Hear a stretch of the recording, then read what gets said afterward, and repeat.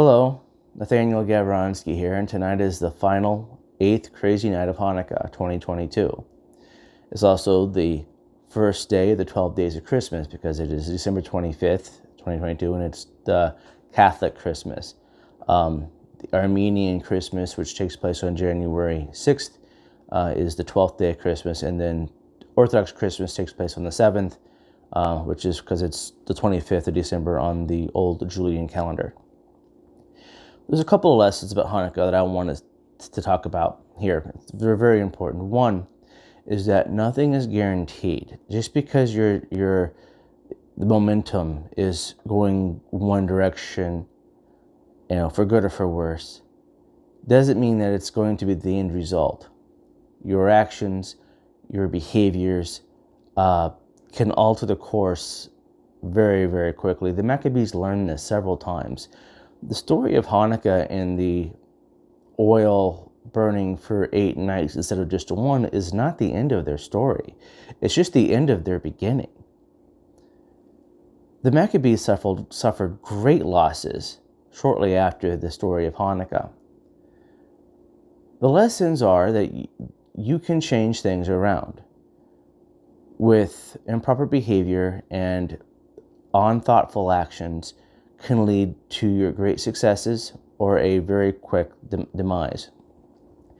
And that's something that should be learned with Hanukkah. Also, the purpose of what you're doing things for, you should take into deep consideration or on just what it is that you're doing.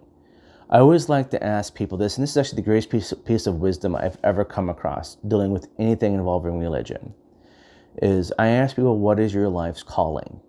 A lot of people will be very quickly to say, oh, I'm a lawyer, I'm a doctor, I'm a teacher, I'm a podiatrist, whatever their profession is. And I beg to differ. That's not really your calling.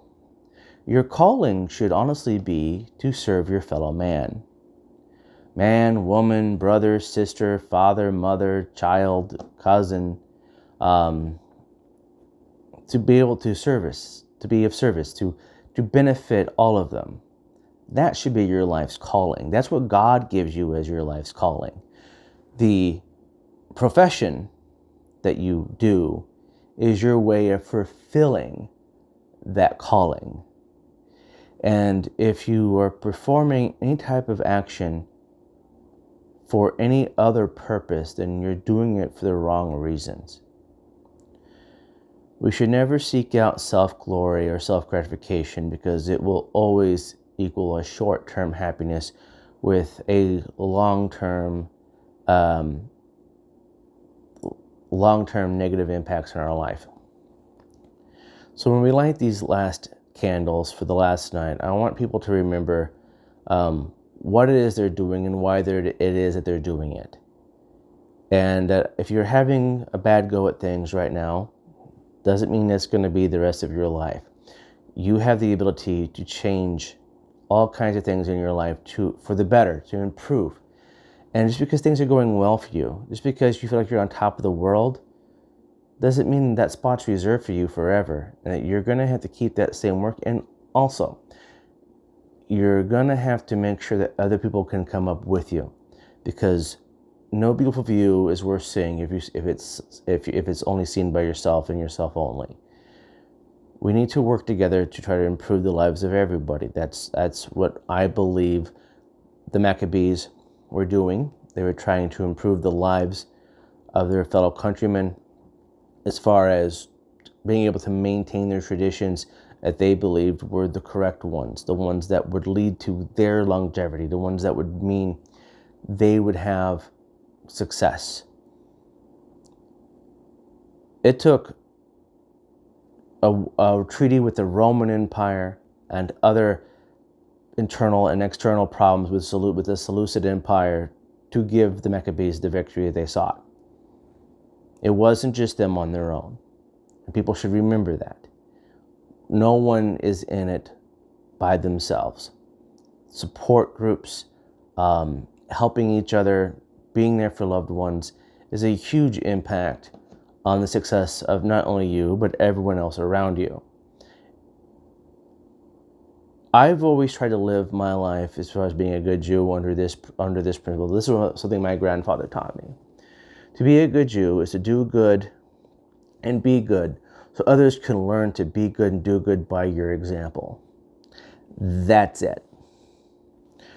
That's at the very, very end of the day, that's all we've got. If you're trying to seek out glory or reputation, and that's why you do your good deeds, or for some reward, you're doing everything for the wrong reasons, and you're not going to be happy. So with this last night of Hanukkah, I'm going to do the prayer. I'm going to do it in English, so everyone can understand it. But I really hope everyone's having a great holiday season. I very much care and love all of you. The amount of work I do for no pay to improve the lives of people that I'll never meet is something that I love to do. And I've done it not because I wanted recognition, not because I wanted to be important. I've learned a long time ago that being important is not the reason to do anything. But it's because I believe that my actions will impact the lives of people that are not born yet. And I hope that all of you will push to do the same. All right. So with that, let's get this party started. Maybe.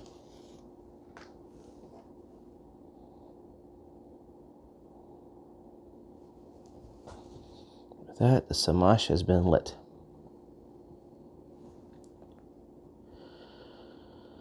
Blessed art thou, God, our God, ruler of the universe, who sanctifies us with your mitzvot and commands us to light the candles of Hanukkah.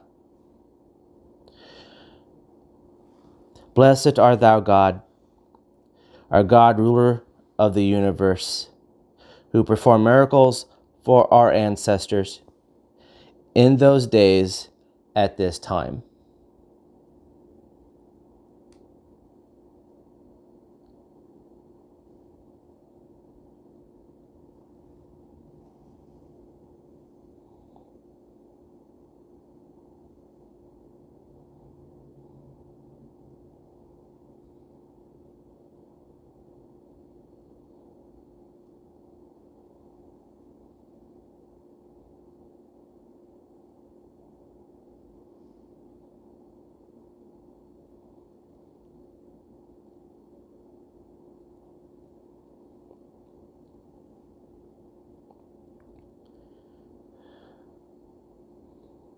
May the miracle of Hanukkah be infamous.